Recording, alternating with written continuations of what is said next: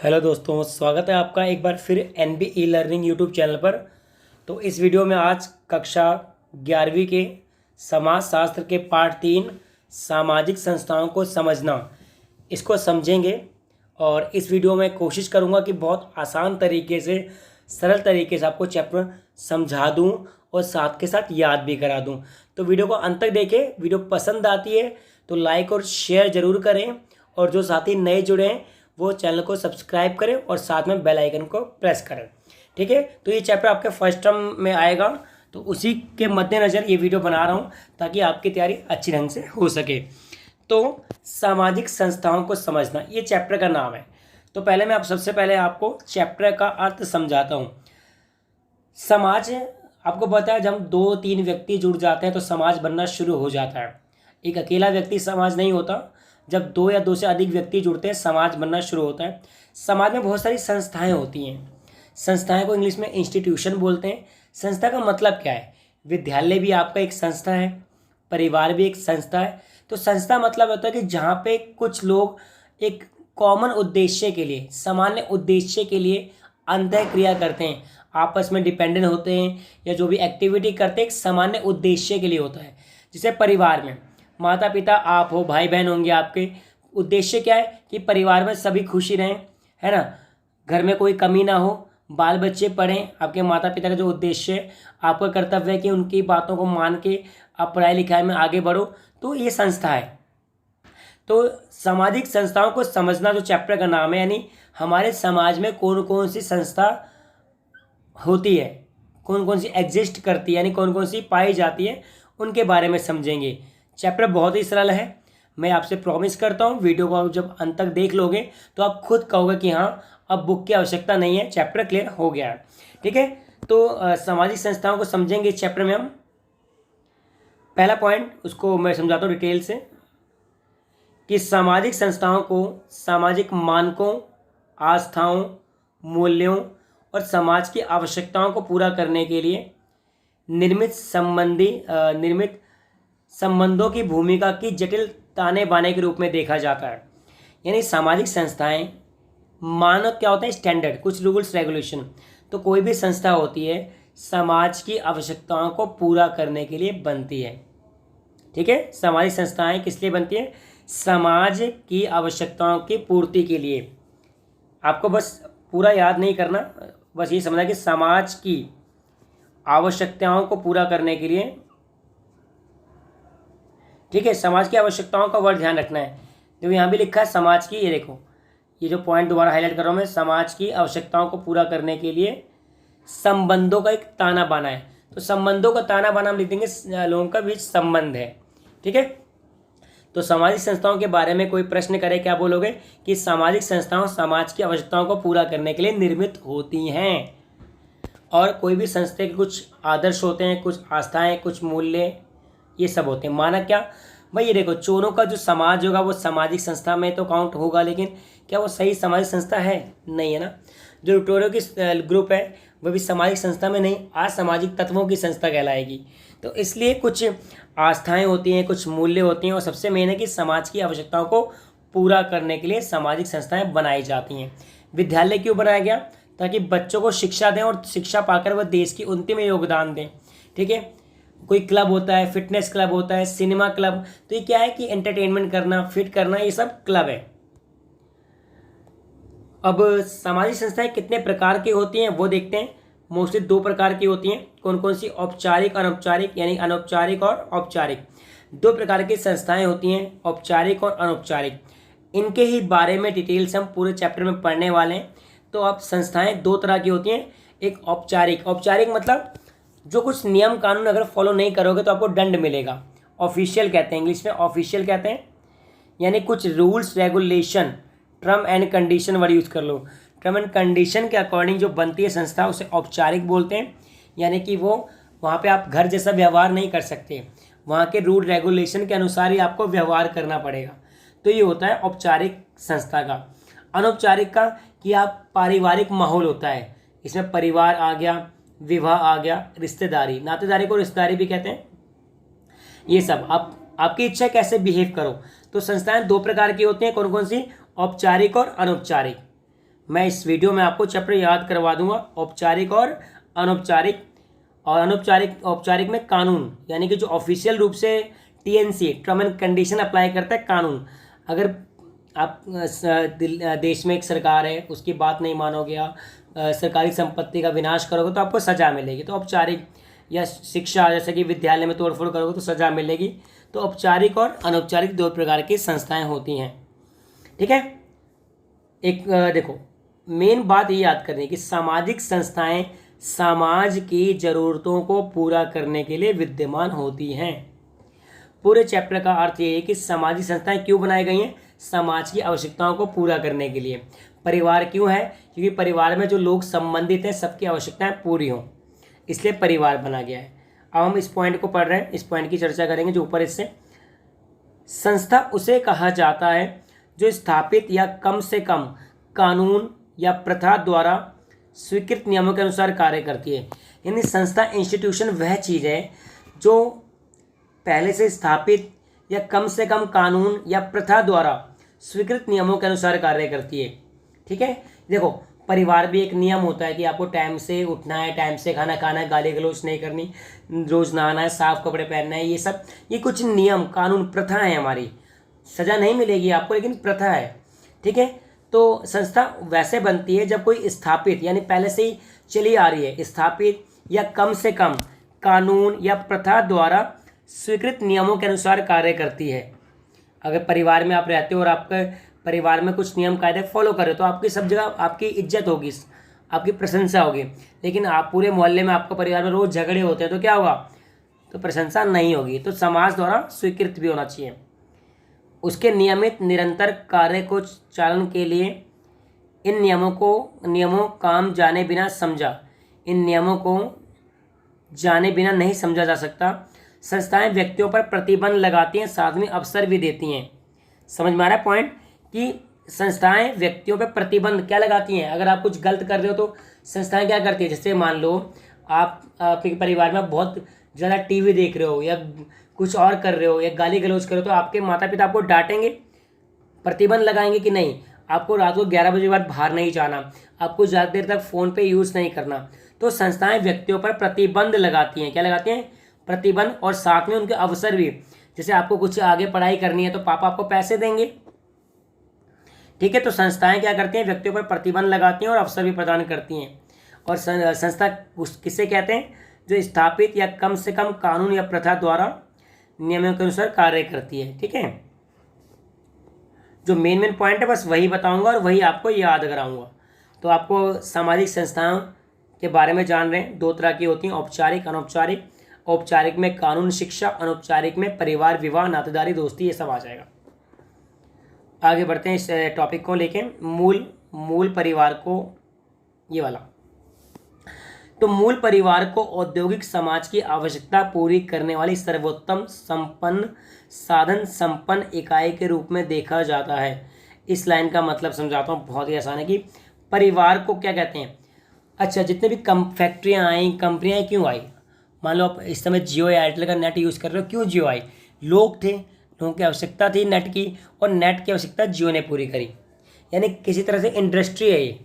तो वही लिखा है कि मूल है, मूल परिवार को औद्योगिक समाज की, औद्योगिक मतलब इंडस्ट्रियल, जो औद्योगिक समाज वह कहलाता है जो किसी प्रकार के उत्पादन से कच्चे माल से जुड़ा, उसे औद्योगिक समाज कहते हैं। तो मूल परिवार को औद्योगिक समाज की आवश्यकताएं पूरी करने वाली एक सर्वोत्तम साधन संपन्न इकाई के रूप में देखा जाता है। जैसे मान लो आपके पिताजी बिस्किट की फैक्ट्री में काम करते हैं, उनको वहाँ से सैलरी मिलती है, ठीक है। आप बिस्किट खरीदते हो, दुकानदार को पैसे देते हो, दुकानदार वो कंपनी को देता है। तो एक तरीके से पूरा परिवार किस पे है? वो औद्योगिक आवश्यकता पूरी कर रहा है। एक बंदा बिस्किट बना रहा है, परिवार के अन्य लोग बिस्किट खरीद के खा रहे हैं, तो पैसे का चक्र निरंतर चलता आ रहा है। तो ये लिखा कि साधन संपन्न इकाई के रूप में मूल परिवार को देखा जाता है। ऐसे परिवार में लिखा ना, ऐसे परिवार में घर का एक मेंबर बाहर कार्य करता है, दूसरा सदस्य घर में बच्चों की देखभाल करता है। जैसे आपके पिताजी अगर जॉब पे जाते हैं और माताजी नहीं जाती, तो माताजी क्या करेंगी? आपकी देखभाल करेंगी। तो परिवार सबसे महत्वपूर्ण संस्था है जो हमने बनाई है, ईश्वर ने हमें ज्ञान दिया है। ठीक है, तो परिवार को क्यों औद्योगिक समाज की आवश्यकताएं पूरी करने वाली संस्था कहा गया है? क्योंकि इसके जो लोग होते हैं जुड़े होते हैं, और एक व्यक्ति अगर बाहर कार्य करता है तो दूसरा व्यक्ति बच्चों की देखभाल, और ये चक्र चलता रहता है। जैसे बिस्किट वाला उदाहरण दिया आपको, इसीलिए। तो विभिन्न समाजों में परिवार के विभिन्न स्वरूप पाए जाते हैं, यानी तरह तरह के समाज होते हैं, तरह तरह के स्वरूप पाए जाते हैं। तो वो बता रहा हूँ इस टॉपिक में। इससे पहले आपने सामाजिक संस्थाओं के बारे में पढ़ लिया, क्यों बनाई जरूरत जाती है, कि समाज की आवश्यकताओं को पूरा करने के लिए। और परिवार सबसे महत्वपूर्ण सर्वोत्तम एक सामाजिक संस्था है जो औद्योगिक समाज की आवश्यकताओं को पूरा करता है। एक मेंबर कमाता है, बाकी घर के देखभाल करते हैं।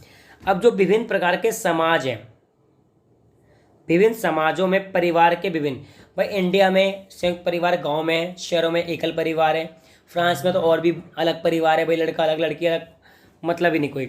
तो जो परिवार है हमारे समाज में, उसको कितने भागों में बांट रखा है? 3 भागों में बांटा गया है। कितने भागों में बांटा गया है? 3 भागों में। तो याद रखना कि समाज में परिवारों को 3 भागों में बांटा गया है।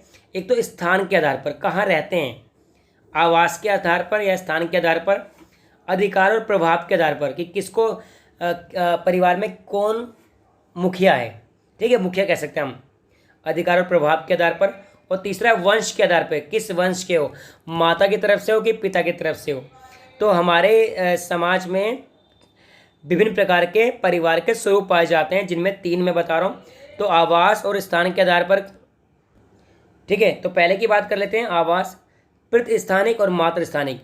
आपका घर पिता के स्थान से जुड़ा है कि माता, जैसे कि मान लो आपके पिताजी एमपी के हैं, माताजी यूपी के हैं।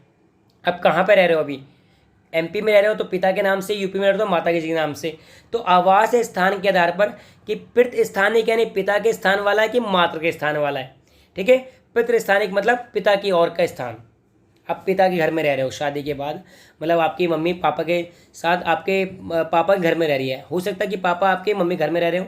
तो मातृस्थानिक और प्रतिस्थानिक का मतलब होता है किस स्थान पे घर है। अब दूसरे पॉइंट की ओर बढ़ते हैं, अधिकार, यानी कौन घर का मुखिया है। पितृसत्तात्मक है कि मातृसत्तात्मक। पितृसत्तात्मक क्या होता है कि पिता के बाद उसका ज्येष्ठ पुत्र, बड़ा बेटा या दूसरा बेटा उत्तराधिकारी बनता है। ये प्रथाएं हिंदू समाज में बहुत वर्षों से लागू है कि दादा मरेंगे तो बड़े बेटे, फिर बड़े बेटे के बाद, ऐसे चलता आ रहा है। तो पितृसत्तात्मक यानी कि पिता की सत्ता चलती है आपके परिवार में कि माता, कि अगर आपके परिवार में नाना नानी की मृत्यु के बाद आपकी मम्मी को सारे राइट मिल जाएं, तो मातृसत्तात्मक, माता के नाम पे। और वंश, पिता के वंश यूज़ करते हो कि मातृ का वंश यूज़ करते हो, ये सारा आपस में जुड़ा हुआ है। आवास पितृमातृ, अधिकार पितृमातृ, वंश पितृमातृ। तो भाई परिवार में पति पत्नी और बच्चे होते हैं, यानी पिता माता और बच्चे, तो उनके आधार पर ही विभिन्न प्रकार के परिवार पाए जाते हैं। तो समाज में कितने प्रकार के परिवार हैं? 3 प्रकार के। कौन कौन से? आवास और स्थान के आधार पर, अधिकार और प्रभाव के आधार पर, वंश के आधार पर। ठीक है, जन्म का परिवार और प्रजनन का परिवार। ठीक है, एकल परिवार, संयुक्त परिवार, ये भी हम पढ़ेंगे। एकल परिवार क्या होता है? जहाँ पे पति पत्नी और बच्चे, और एक संयुक्त परिवार, चाचा चाची। ठीक है, और आपका परिवार तो संयुक्त यानी मिक्स परिवार, बहुत बड़ा। और जन्म का परिवार की कहाँ आपने जन्म लिया है। ठीक है, चलो जी, अब टॉपिक समझ में आ रहे हैं ना। मैंने कहा चैप्टर याद करा दूंगा, तो प्रॉमिस पूरा रखेंगे इस बात का कि चैप्टर याद करवा देंगे। तो सामाजिक संस्थाओं को समझ रहे हैं। अभी तक हमने क्या क्या समझा है? परिवार के बारे में समझा कुछ, और ये समझा कि विभिन्न प्रकार के जो संस्थाएं बनती हैं वो किस तरीके से होती हैं।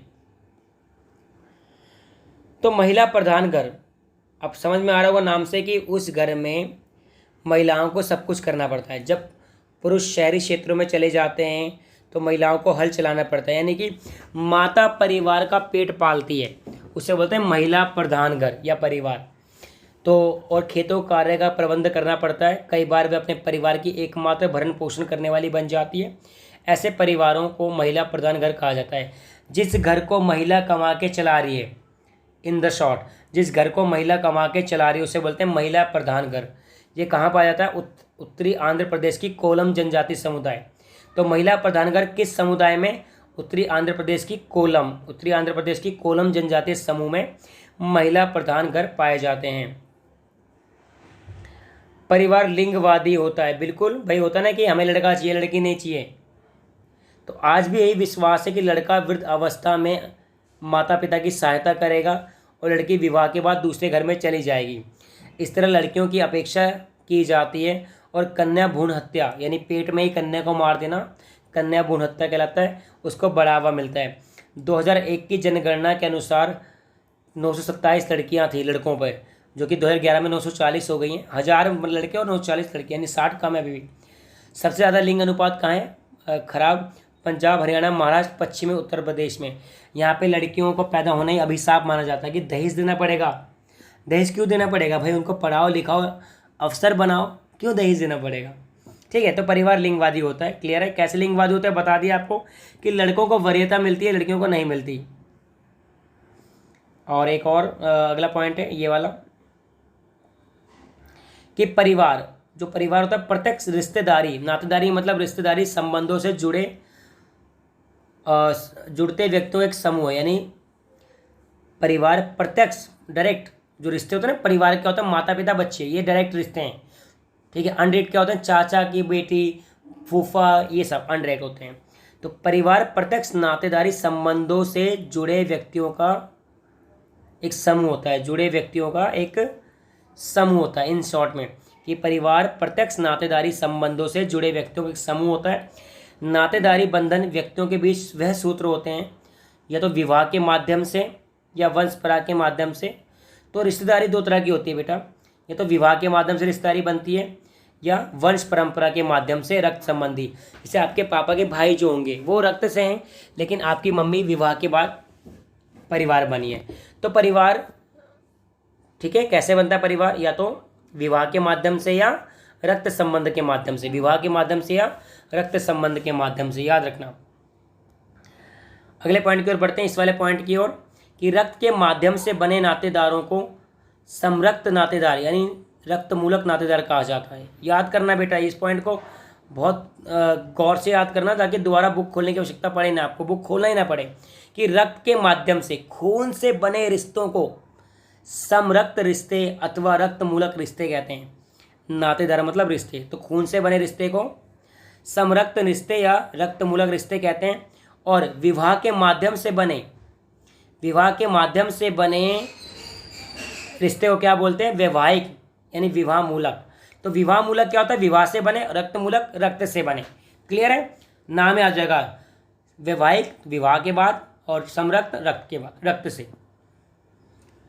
तो बेटा सबसे बड़ा संस्था परिवार है, और परिवार बनता है विवाह के बाद। ठीक है, उसके बारे में बता रहा हूँ, विवाह की संस्था। विवाह क्या है? विवाह को दो वयस्क यानी एडल्ट यानी 18+ व्यक्तियों के बीच लैंगिक संबंधों की सामाजिक स्वीकृति है। यानी दो वयस्क स्त्री पुरुष व्यक्तियों के बीच जो लैंगिक संबंध है उनकी सामाजिक स्वीकृति है और अनुमोदन के रूप में परिभाषित किया जाता है। यानी हम बिना शादी के लैंगिक संबंध बनाते हैं तो उसे नाजायज़ कहा जाता है और ये गलत कहा जाता है, लेकिन विवाह के बाद समाज के दृष्टि में आप सही कर रहे हो। तो विवाह को दो वयस्क व्यक्तियों के बीच जो लैंगिक संबंध है, जिसको समाज स्वीकृति, लैंगिक संबंध तो शादी से पहले भी हो सकता है लेकिन समाज उसको स्वीकृति देता है, तो ये विवाह बन जाता है, विवाह कहलाता है। ठीक है, विवाह के कई रूप हैं, वो बताता हूँ आपको। एक विवाह और बहुविवाह। तो एक विवाह क्या होता है? यह विवाह एक व्यक्ति को एक ही समय में एक साथ ही रखने की अनुमति होता है, यानी एक पति पत्नी बस। तो ये विवाह एक व्यक्ति को एक समय में एक ही साथ ही रखने की अनुमति देता है, उसे बोलते हैं एक विवाह। और बहुविवाह, यह विवाह एक व्यक्ति को एक समय में एक से अधिक साथी रखने की अनुमति देता है। जिसे राजा महाराजा करते थे बहुत सारी शादियां। तो बहुविवाह क्या है? कि यह विवाह एक व्यक्ति को एक समय में एक से अधिक साथी रखने की अनुमति देता है, बहुविवाह। और एक विवाह एक बार में एक साथी। उसी प्रकार बहुविवाह को दो भागों में बांट रखा है, बहुपत्नी प्रथा, बहुपति प्रथा। जब एक व्यक्ति की अनेक पत्नियां हो तो बहुपत्नी विवाह। जब एक पत्नी के अनेक पति यानी द्रौपदी, यहाँ पे द्रौपदी का ले सकते हैं, ठीक है, द्रौपदी का उदाहरण ले सकते हैं, यहाँ पर राजा दशरथ का ले सकते हैं।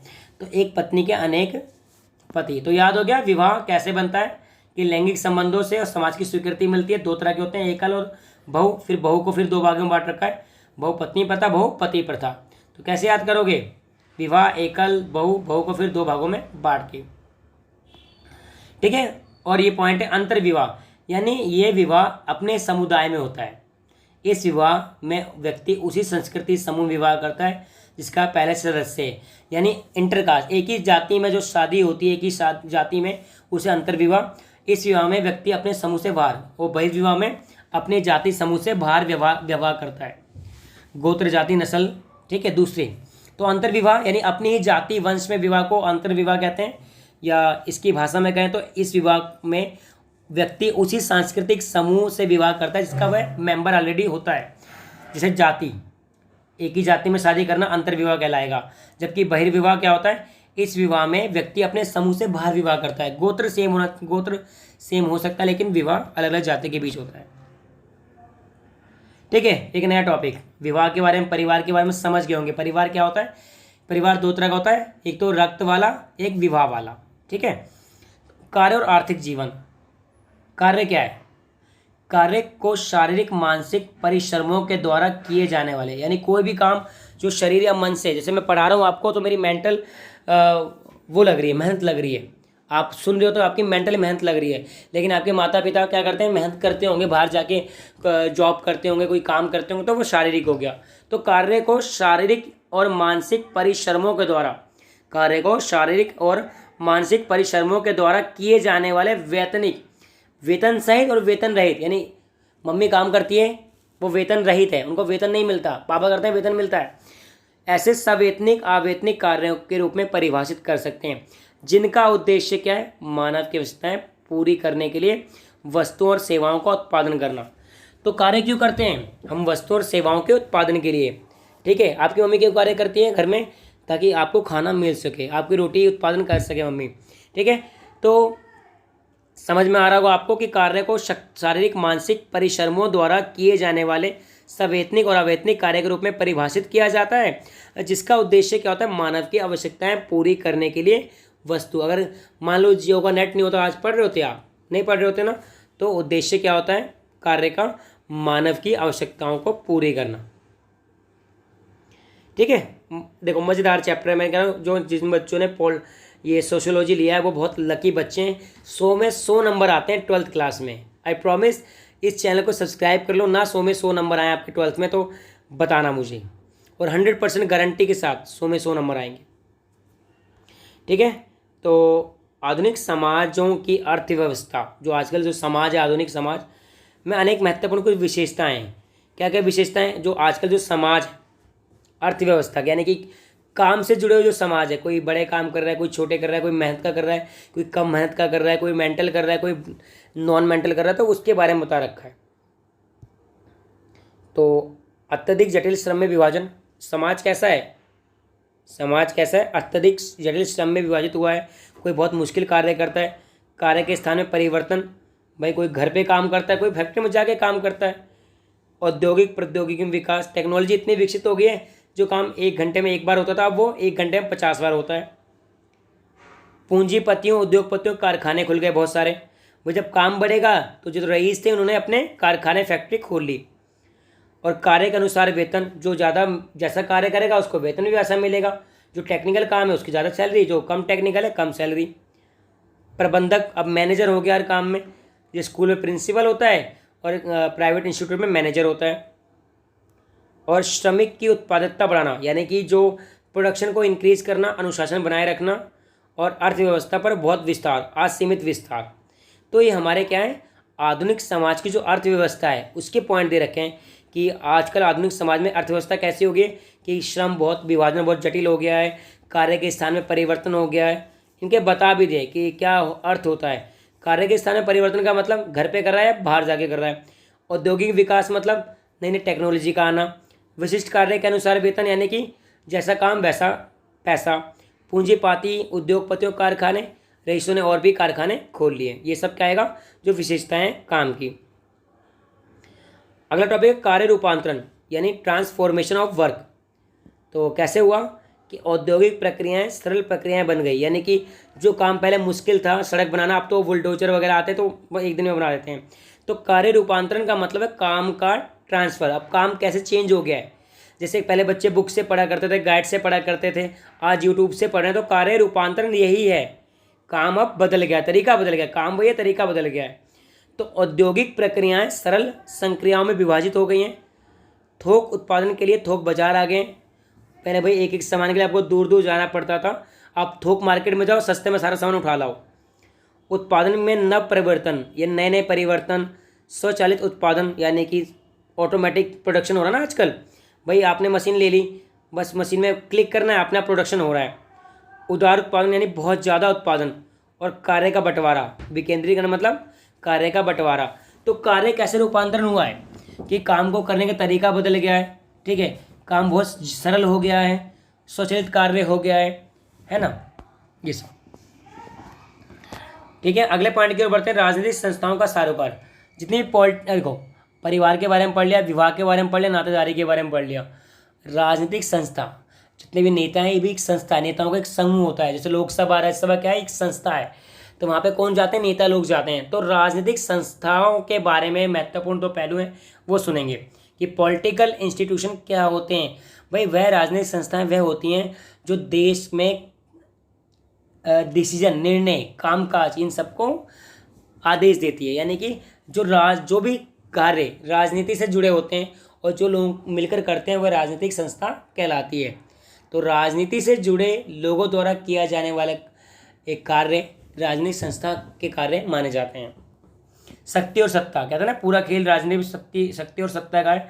तो शक्ति क्या होती है, शक्ति होती है व्यक्तियों या समूह द्वारा दूसरों के विरोध करने के बावजूद अपनी इच्छा पूरी करने की योग्यता। पावर, कहते हैं ना पावर, यानी शक्ति क्या है, पावर क्या है, व्यक्तियों या समूह द्वारा दूसरा विरोध कर रहा है तब भी आपको करना है। जैसे ट्रैफिक पुलिस वाले होते हैं ना, रिश्वत लेना ही लेना है, भले ही कुछ भी कर लो आप, या कोई गुंडागर्दी वाला कि भाई हफ्ता लेना ही लेना है। तो शक्ति व्यक्तियों या समूह द्वारा दूसरों के विरोध करने के बावजूद अपनी इच्छा पूरी करने की योग्यता। कोई मना करे तभी मैं काम करूंगा तो मैं पावरफुल हूँ। और सत्ता क्या है, शक्ति का उपयोग सत्ता के माध्यम से किया जाता है। सत्ता शक्ति का वैध रूप है जो वैध होने के लिए, यानी जो इंसान नेता बन गया अब वो कुछ भी कर सकता है। मान लो अगर आपके कक्षा में कोई मास्टर जी हैं वो गुस्से वाले हैं तो वो सत्ता उनके पास है, उनको सत्ता क्या मिली, एक टीचर है वो, और शक्ति क्या है, वो डांट सकते हैं। तो सत्ता समझ में आ रहा है कि एक वैध रूप, आपने चुन के नेता चूज कर लिया वोट डाल के, तो नेता को आपको सत्ता दे दी, अब वो पावर दिखाएगा अपनी। तो शक्ति का उपयोग सत्ता के माध्यम से करते हैं। सत्ता शक्ति का वह रूप है जिसमें वैध होने के रूप में, यानी कि सत्ता शक्ति का वह रूप है जो वैलिड है। पुलिस वाला अगर डंडा मारता है तो वैलिड है क्योंकि वो पुलिस है, वो उसकी सत्ता है। और शक्ति क्या है, वो डंडे मारना। आगे बढ़ते हैं, राज्य विहीन समाज। अगर कोई समाज राज्य विहीन हो तो क्या होता है वो, राज्य विहीन समाज ऐसा समाज जिसमें सरकार की औपचारिक संस्थाओं का अभाव। जहाँ पे ऑफिशियल, मैंने कहा ना संस्था दो तरह की होती है, औपचारिक अनौपचारिक। जिस समाज में औपचारिक संस्था होती नहीं वह राज्य विहीन है, यानी राज्य है ही नहीं। राज्य की संकल्पना, राज्य वहाँ विद्यमान होता है जहाँ सरकार एक राजनीतिक तंत्र एक निश्चित क्षेत्र पर, यानी राज्य वह होता है बेटा जहाँ पे एक सरकार हो और सरकार उस पर शासन करे, उस क्षेत्र में शासन करे, तभी राज्य बनता है। आधुनिक राज्य क्या है, प्रभुसत्ता, नागरिकता, अवसर, राष्ट्रवादी विचारों द्वारा। यानी आधुनिक राज्य में, आजकल के राज्यों में 4-5 क्वालिटी होनी चाहिए। प्रभुसत्ता क्या होती है कि वहाँ के धरती पर वहाँ के नेताओं का ही प्रभुत्व हो। नागरिकता, लोगों को नागरिकता मिलनी चाहिए। अवसर यानी कि सबको विकास का अवसर मिलना चाहिए। और राष्ट्रवाद की भावना। तो ये आधुनिक राज्य की परिभाषा है। अब इन सबके मतलब बताता हूँ। प्रभुसत्ता का मतलब क्या होता है ये पता होना चाहिए सब बच्चों को। प्रभुसत्ता का मतलब होता है एक निश्चित भौगोलिक क्षेत्र पर एक राज्य के अविवादित शासन, यानी उस क्षेत्र में जो कुछ शासन कर रहा है तो देश का नागरिक होना चाहिए, यानी कोई विवाद नहीं होना चाहिए। अब पाकिस्तान का प्रधानमंत्री आके इंडिया में शासन करे तो क्या है, ये विवाद का विषय है कि नहीं, विवाद का विषय। तो प्रभुसत्ता का मतलब होता है एक निश्चित भौगोलिक क्षेत्र पर एक राज्य के अविवादित, यानी कोई भौगोलिक क्षेत्र पर जब एक मंत्री चुना गया और वो देश का ये बंदा मंत्री बने तो वह प्रभुसत्ता कहलाती है। यानी कि देश के नागरिकों द्वारा ही देश में शासन, देश के क्षेत्र में देश के नागरिकों द्वारा शासन प्रभुसत्ता कहलाता है। ठीक है, आगे बढ़ते हैं। नागरिकता के कुछ अधिकार होते हैं, नागरिक अधिकार, राजनीतिक अधिकार, सामाजिक अधिकार। तो नागरिक अधिकार, हर नागरिक के क्या अधिकार हैं? भाषण और धर्म की स्वतंत्रता, भाई कुछ भी बोल सकता है वो, कोई भी ईश्वर की पूजा कर सकता है, मौलिक अधिकार सब इसमें आ जाएंगे। और राजनीतिक अधिकार में चुनाव में वोट डालने का, चुनाव लड़ने का, पार्टी बनाने का, नेता बनने का। ठीक है, उदाहरण दे रखा है, इसको आगे पॉइंट बढ़ा रखा है। ठीक है, तो प्रभुसत्ता का मतलब क्लियर है। नागरिकता का मतलब क्या है? जो इंसान इस देश में जन्म हुआ है उसे इस देश का नागरिक कहा जाता है। और राष्ट्रवादी यानी अपने देश के लिए मर मिटना ही राष्ट्रवादी होता है। ठीक है, तो नागरिकता के अधिकार पढ़ रहे हैं हम। नागरिकता, एक नागरिक अधिकार, राजनीतिक अधिकार, सामाजिक अधिकार, ये 3 अधिकार हैं जो नागरिकता से जुड़े हैं। नागरिक अधिकार क्या है? भाषण और धर्म की स्वतंत्रता, राजनीतिक चुनाव में शामिल होना, और समाज के कौन से अधिकार हैं? अच्छा स्वास्थ्य लाभ, समाज कल्याण, बेरोजगारी भत्ता, अगर आप बेरोजगार हो तो आपको, जैसे अभी बीच में केजरीवाल ने क्या किया, जितने भी ऑटो चालक मजदूर थे सबके खाते में 5-5 हज़ार रुपये भिजवाए, तो न्यूनतम मजदूरी, ये सब क्या है? सामाजिक अधिकार है। धर्म क्या है? धर्म, रिलीजन सबसे महत्वपूर्ण कारण है, इसके पीछे तो लड़ाई होती है। तो बेटा धर्म करेंगे, ये चैप्टर इसी वीडियो में एंड हो जाएगा। वीडियो थोड़ी बड़ी जरूर है, लेकिन एंड होने के बाद आपको कहीं और नहीं जाना पड़ेगा। इस वीडियो को 2 बार देख लो, सही कह रहा हूँ, चैप्टर आपको रट जाएगा। तो धर्म जो एक विज्ञान, वो है दार्शनिक इमाइल दुर्खीम। तो इमाइल दुर्खीम के अनुसार धर्म क्या है? कि धर्म पवित्र वस्तुओं से संबंधित अनेक विश्वासों और व्यवहारों की एक ऐसी संगठित व्यवस्था है जो व्यक्तियों को नैतिक समुदाय की भावना से बांधती है, उसी प्रकार विश्वास व्यवहारों को व्यक्त करते हैं। यानी दुर्खीम ने कहा कि धर्म पवित्र वस्तुओं से संबंधित विश्वास है हमारे, कि जैसे कि शिवलिंग है, जल चढ़ाना चाहिए, मूर्ति है तो मूर्ति पैर नहीं रखना चाहिए, कैलेंडर पे थूकना नहीं चाहिए, जहाँ पे भगवान की मूर्ति लगे वहाँ पे वॉशरूम नहीं जाना चाहिए। तो ये क्या है? धर्म पवित्र वस्तुओं से संबंधित अनेक विश्वासों और व्यवहारों की एक संगठित व्यवस्था है। तो विश्वास और व्यवहारों की संगठित व्यवस्था है जो व्यक्तियों को नैतिक समुदाय की भावना में, ये भी समुदाय है, धर्म भी एक समुदाय है जो लोगों को नैतिकता से, यानी जैसे मस्जिद में रोजा नमाज पढ़ते हैं तो सारे एक साथ सिर झुकाते हैं, तो क्या ये समुदाय है जो व्यक्तियों को नैतिक समुदाय की भावना में बांधती है। उसी प्रकार विश्वासों व्यवहारों को अभिव्यक्त करते हैं, यानी जैसा आप धर्म मानते हो वैसे आप बिहेव करोगे। तो धर्म पवित्र वस्तु किसने कहा है? इमाइल दुर्खीम ने कहा है। ठीक है, व्यवहारों और विश्वासों की संस्था है। सभी धर्मों की कुछ विशेषताएं होती हैं, ये पढ़ेंगे। हर धर्म की विशेषताएं होती हैं बेटा, जैसे प्रतीकों का समुच्चय, श्रद्धा, सम्मान की भावनाएं। ठीक है, सबके हर धर्म के अपने प्रतीक होते हैं, जैसे ओम हो गया, वैसे मुस्लिम में 786 हो गया, गुरु नानक जी में एक ओमकार हो गया। ठीक है, गुरुमुखी में, ईसाई में क्रॉस हो गया। तो प्रतीकों का समुच्चय, प्रतीक होते हैं, श्रद्धा व सम्मान की भावनाएं होती हैं। सभी धर्मों में क्या होता है? प्रतीकों का समुच्चय होता है, यानी बहुत सारे प्रतीक होते हैं, श्रद्धा और सम्मान की भावना होती है। अनुष्ठान, हर धर्म के अनुष्ठान यानी त्यौहार होते हैं। ठीक है, जैसे दिवाली आ रही है, फिर ईद आएगी और छठ पूजा आएगी। विश्वासकर्ताओं का एक समुदाय, क्या होता है? विश्वासकर्ताओं का एक समुदाय जो उसमें विश्वास करता है। हर धर्म के जो फॉलोअर्स होते हैं वो क्या करते हैं? एक विशेष प्रकार का भोजन करते हैं, प्रार्थना करते हैं, गीत गाते हैं, भजन करते हैं, उपवास रखते हैं। ये सभी धर्मों में, ये नहीं कि हिंदू में, मुसलमान में, सभी धर्मों में जो विश्वासकर्ता होते हैं। विश्वासकर्ता क्या होता है? जो भी लोगों का समूह जो ईश्वर में बिलीव करता है वो भी समुदाय बन जाता है। तो एक प्रकार के जो विशेष प्रकार का भोजन, हर समुदाय का भोजन भी अलग है, प्रार्थना, ये सब विश्वासकर्ताओं की खास बातें। और धर्म के साथ संबंध अनुष्ठान विविध प्रकार के होते हैं, यानी कोई यज्ञ करता है, कोई रोजा रखता है, ठीक है, कोई खुद को पीटता है। तो ये सब सभी धर्मों की विशेषताएं। और 5वां पॉइंट कि सामाजिक शक्तियाँ कहाँ गया आयरा, सामाजिक शक्तियाँ हमेशा अनिवार्यता धार्मिक संस्थाओं को प्रभावित करती हैं, यानी समाज धर्म को प्रभावित करता है। जैसे कि पहले रथ पूजा केवल उड़ीसा में मनाते थे, अब दिल्ली में, मुंबई में, सब जगह मनाते हैं। गणेश पूजा हो गया, दुर्गा अष्टमी बंगाल में था, गरबा गुजरात में, अब हर जगह मनाते हैं। तो सामाजिक शक्तियाँ हमेशा और अनिवार्यता धार्मिक संस्थाओं को प्रभावित करती है। धार्मिक अनुष्ठान प्राय व्यक्तियों द्वारा अपने दैनिक जीवन में किए जाते हैं, यानी जो धर्म के अनुष्ठान है, अगरबत्ती करना, हाथ जोड़ना, नमाज पढ़ना, ये क्या है? दैनिक जीवन में किए जाते हैं। धर्म एक पवित्र क्षेत्र है, जो कि इमाइल दुर्खीम ने भी कहा है, धर्म एक पवित्र वस्तु है, पवित्र चीज़ है। जो बात सब में समान है वह श्रद्धा की भावना, पवित्र स्थानों, ये सब पे सबके सेम है, यानी सबका पवित्र स्थान, कोई वैष्णो देवी जाता है, कोई मक्का मदीना जाता है, कोई गिरजाघर जाता है, तो क्या है, ये सभी धर्मों की विशेषताएं याद करना है। सभी धर्मों की क्या विशेषताएं, ये सारे पांचों पॉइंट वीडियो को पॉज करके भी आप खुद भी पढ़ सकते हो। ये पांचों पॉइंट बहुत ही इंपॉर्टेंट है, सभी धर्मों की विशेषताएं, हिंदू धर्म ले लो, मुस्लिम ले लो, कोई भी धर्म, सबकी विशेषताएं हैं। अब शिक्षा के बारे में पढ़ते हैं। शिक्षा संपूर्ण जीवन में चलने वाली प्रक्रिया है। कहते हैं खाली हम स्कूल में पढ़ने जाते हैं, बिल्कुल नहीं। बचपन में जब पहला वर्ड सीखते हो माँ कहना, और अंत में जब जीवन के अंतिम होते हो, जीवन भर कुछ ना कुछ सीखते ही रहते हो आप।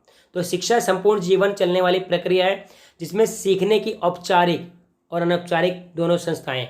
औपचारिक जैसे विद्यालय कॉलेज हो गया, अनौपचारिक माता पिता से, दोस्तों से, पड़ोसियों से, रिश्तेदारों से, ये सब सीखते हो। जब कुछ ना कुछ सीखते हो तो शिक्षा क्या है, जीवन भर चलने वाली प्रक्रिया है। और शिक्षा दो प्रकार की होती है, औपचारिक और अनौपचारिक। ठीक है। शिक्षा स्तरीकरण के मुख्य अभिकर्ता के रूप में शिक्षा, यानी कि शिक्षा क्या करती है, स्टैंडर्ड को बढ़ाती है। सामाजिक आर्थिक पृष्ठभूमि के आधार पर अलग अलग विद्यालय हैं, भाई प्राइवेट स्कूल है, गवर्नमेंट स्कूल है।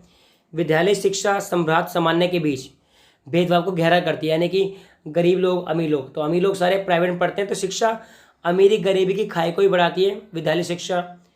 और विशेष अधिकार प्राप्त विद्यालयों में जाने वाले बच्चों के में आत्मविश्वास, यानी कि अच्छे स्कूल होते हैं जहाँ पे विद्यालयों में जैसे एक्सीलेंस स्कूल आ गए, प्रतिभा विद्यालय आ गए, तो बच्चों में आत्मविश्वास आता है। और इससे वंचित बच्चे, जो बच्चे इस विद्यालयों में नहीं जा पाते, प्राइवेट स्कूल में, अच्छे स्कूलों में, प्रतिभा स्कूलों में, तो वह हीन भावना अनुभव करते हैं। शिक्षा के बारे में कि शिक्षा जीवन पर चलने वाली प्रक्रिया दो तरह की होती है।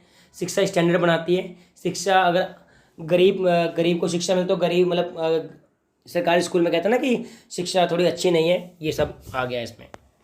और ऐसे और बच्चे जो शिक्षा विद्यालय जा ही नहीं पाते, विद्यालय बीच में छोड़ देते हैं, तो सब शिक्षा में शामिल हो जाएगा। लिंग और जातिगत भेदभाव की तरह शिक्षा भी अवसरों का अतिक्रमण करते हैं, यानी शिक्षा की बुराइयां भी दे रखी है कि शिक्षा के द्वारा जातिगत, जैसे कि कुछ लोग 10वीं तक पढ़ पाते हैं क्योंकि उनके माता पिता गरीब होते हैं, ये सब। परिवारों के सिरों का टूटना, संयुक्त परिवार, अब जो नया टॉपिक है परिवारों का टूटना, ये वाला पढ़ रहे हैं। तो संयुक्त परिवारों का टूटना, पारिवारिक व्यवसायों में कमी आना। परिवार क्यों टूटता है, परिवार में क्यों लड़ाइयाँ होती हैं, जब भाई आप गाँव छोड़ के शहर आ जाओ तो संयुक्त परिवार टूट गया, एकल परिवार बन गया। पारिवारिक व्यवसायों में कमी, यानी आपके घर में कमाई नहीं हो रही। स्त्रियों का शिक्षित आत्मनिर्भर होना, कि स्त्रियां भी काम पे जा रही हैं, पति भी काम पे जा रहा है, बच्चे यहाँ वहाँ घूम रहे हैं। आर्थिक सुरक्षा कारण देरी से विवाह, लोग नौकरी लग जाए फिर शादी करेंगे तो। और नगरों में संबंध विच्छेद, तलाक के मामले बढ़ना। तो ये परिवार के स्वरूप में परिवर्तन, ये पूरा टॉपिक है परिवार के बारे में। शिक्षा का वहीं एंड हो गया, ये परिवार के बारे में कि परिवार क्यों टूट रहा है, परिवार की विशेषताएं भी आ सकता है, परिवार के प्रभाव भी, ये सब इसमें देख सकते हैं कि परिवार का टूटते हैं, संयुक्त परिवार टूट रहे हैं, आपके पारिवारिक व्यवसायों में कमी आ रही है, ये सब। शिक्षा दो तरह की होती है, मैंने आपको बताया। जैसे संस्थाएं दो तरह की होती हैं, औपचारिक अनौपचारिक, वैसे शिक्षा भी दो तरह की होती है, औपचारिक अनौपचारिक। औपचारिक कहाँ कहाँ होती है, स्कूल कॉलेज शिक्षण, जहाँ पे आपको रेगुलर जाना पड़ता है, रूल्स फॉलो करने पड़ते हैं। अनौपचारिक घर पड़ोस पार्क समाज में। अब नागरिक टॉपिक है, ये पढ़ लेते हैं फटाफट। तो नागरिक क्या होता है, उस सदस्यता से जुड़े अधिकार कर्तव्य दोनों को एक साथ करने वाले राजनीतिक समुदाय नागरिक कहलाता है। तो नागरिक यानी मेंबर मान लो, सिटीजन मान लो, कि उस सदस्यता से जुड़े, यानी कि आप किसी का देश में रह रहे हो तो उसके रूल रेगुलेशन फॉलो करोगे, तो उस सदस्यता से जुड़े अधिकार कर्तव्य दोनों को एक साथ एक राजनीतिक समुदाय का सदस्य, यानी कि अपने अधिकार, जैसे मौलिक अधिकार है तो कर्तव्य भी हैं, मौलिक कर्तव्य। तो नागरिक का क्या होता है कि नागरिकता वह सदस्यता है जो उस देश के जुड़े अधिकारों और कर्तव्यों के अनुसार आप व्यवहार कर रहे हो। नया टॉपिक है श्रम विभाजन, मेहनत का बंटवारा। फटाफट हो जाएगा, ये चैप्टर बस एंड होने वाला है, थोड़े से 2-4 पॉइंट रहेगा, बस यहाँ पे एंड हो जाएगा। ठीक है, तो फटाफट करता हूँ। तो श्रम विभाजन मतलब पता है, मेहनत का बंटवारा। सभी समाजों में श्रम विभाजन कुछ प्राथमिक रूप है। जैसे देखो, हर इलाके में एक दुकानदार मिल जाएगा, आपको कोई टीचर मिल जाएगा, एक पुलिस वाला मिल जाएगा, तो ये सब है। इसमें कार्य और कार्यों की विशेषज्ञता शामिल है। श्रम विभाजन कब होता है, भाई एक कारपेंटर थोड़ी ना टीचर बन जाएगा, एक टीचर थोड़ी कारपेंटर बन जाएगा। तो कार्य और कार्यों की विशेषज्ञता शामिल है। विभिन्न व्यवसायों के एक उत्पादन प्रणाली के भीतरी संयुक्त, यानी कि एक अगर प्रोडक्शन हाउस में भी सबको अलग अलग पोस्ट दे रखी है। औद्योगिकरण के विकास के साथ श्रम का विभाजन किसी प्रकार की उत्पादन प्रणाली में अधिक जटिल हो गया है। यानी जैसे जैसे टेक्नोलॉजी बढ़ रही है, इंडस्ट्री और खुल रही है, तो काम का बंटवारा भी, अब स्विगी वाले सिर्फ डिलीवर करते हैं, खाना नहीं बनाते। आधुनिक दुनिया में श्रम विभाजन का रूप अंतर्राष्ट्रीय, यानी कि काम का बंटवारा उनकी योग्यता के अनुसार, योग्यता के अनुसार काम का बंटवारा श्रम विभाजन कहलाता है। योग्यता के अनुसार काम का बंटवारा श्रम विभाजन कहलाता है। और लिंग को समाज के बुनियादी सिद्धांत के रूप में देखा जाता है, यानी कि फीमेल मेल। व्यवहार के बारे में सामाजिक अपेक्षाएं प्रत्येक लिंग के सदस्यों के लिए उचित मानी जाती हैं। ठीक है, तो ये सामाजिक श्रम के बारे में। आगे बढ़ते हैं, मेन पॉइंट खत्म करते हैं। अंतर्विवाह पता है आपको? जब विवाह एक विशेष जाति या आदिवासी समूह में होता है, अंतर्विवाह कहते हैं उसे। जब एक ही जाति में शादी हो उसे अंतर्विवाह, जब समूह से बाहर होता है तो बाह्य विवाह। ठीक है, जब विवाह एक विशिष्ट जाति वर्ग या आदिवासी समूह के भीतर ही हो, अंतर्विवाह। जब शादी विशिष्ट जाति वर्ग के भीतर ना हो, बहिर्विवाह। विचारधारा होती है आपकी सोच, विचारधारा का मतलब होता है सोच, तो यानी कहते हैं ना एटीट्यूड क्या है, तो सोच। साझा विचार या मान्यताएं जो प्रमुख समूह के हितों के काम करती है। कुछ साझा विचार होते हैं, साझा विचार मतलब बीजेपी पार्टी का विचार है कि देश में आतंकवाद को नहीं लेना, तो साझा विचार या मान्यताएं वे होती हैं जो पूरे समूह के लिए कॉमन होती हैं। विचारधारा उन सभी समाजों में पाई जाती है जिनमें समूह के बीच समानताएं हो, असमानताएं हो। तो विचारधारा पता ना, जैसे आपके परिवार की विचारधारा अलग हो सकती है, दूसरे परिवार की अलग, तो विचारधारा मतलब सोच। और विचारधारा किससे जुड़ी होती है? शक्ति की, यानी पावर। अगर आप बहुत शक्तिशाली हो तो आपकी विचारधारा रहेगी कि बस अपने आप को बॉस समझो, बाकी सबको तुच्छ समझो। लेकिन आप गरीब हो तो आप सोचोगे कि नहीं, हमें ऐसे काम करना है कि समाज में इज्जत बने। तो विचारधारा सोच होती है। ठीक है, वैधता मतलब होता है एक विश्वास जिसमें एक विशेष राजनीतिक आदेश सिर्फ सत्ता से वैधता प्राप्त, यानी वैलिड। वैधता को वैलिडिटी कहते हैं। वैलिडिटी क्या होता है? वैलिडिटी एक विश्वास होता है ये, जो एक राजनीतिक आदेश, यानी जो एक विश्व, जैसे लिखा होता है ना कि 50 का रिचार्ज करोगे 49 रुपये मिलेंगे, 48 मिलेंगे, तो विश्वास है, वैलिड है ये। तो एक विश्वास होता है वैधता, जिसमें एक विशेष राजनीतिक आदेश सिर्फ सत्ता से वैधता प्राप्त करता है, यानी कि सरकार जो कहे ठीक है वो वैलिड मान जाएगा। एकल विवाह पता है आपको, भी बताया मैंने जैसे आपको, जब एक समय में एक व्यक्ति एक ही साथी रख सकता है, यानी एक स्त्री या पुरुष एक ही पति या पत्नी रख सकता है। बहुविवाह भी आपको क्लियर है। बहुपति प्रथा, जब एक स्त्री अधिक पति रखती है, या बहुपत्नी यानी एक पुरुष बहुत सारी विवाह पत्नी रखता है। सेवा क्षेत्र क्या होता है बेटा? जिसमें आप किसी सामान का प्रोडक्शन नहीं करते, उत्पादन नहीं करते, उनका बेचते हैं या यहाँ से वहाँ करते हैं, तो ऐसा क्षेत्र जहाँ पे आप उत्पादन नहीं करते। ठीक है,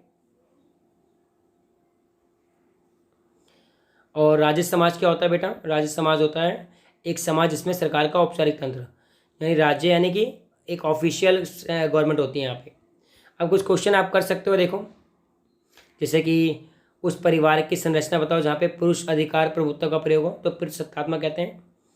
और दो व्यक्तियों के बीच यौन संबंध, यानी कि वो लैंगिक संबंध और सामाजिक स्वीकृति, तो ये क्या कहलाता है? ये शादी कहलाती है, विवाह। ठीक है, इस तरीके से आप, और भी जो MCQ आएंगे मैं बताऊंगा इस वीडियो में, नेक्स्ट वीडियो में। तो अगर वीडियो आपको पसंद आई और लगा कि हाँ भाई चैप्टर समझ में आया, तो प्लीज़ चैनल को सब्सक्राइब करें, लाइक करें, शेयर करें और NB ई-लर्निंग के साथ जुड़े रहें। मैं सभी विषयों की वीडियो धीरे धीरे अपलोड कर दूंगा आपके पेपर से पहले, तो बिल्कुल भी परेशान ना हो और मन लगाकर तैयारी करें। धन्यवाद।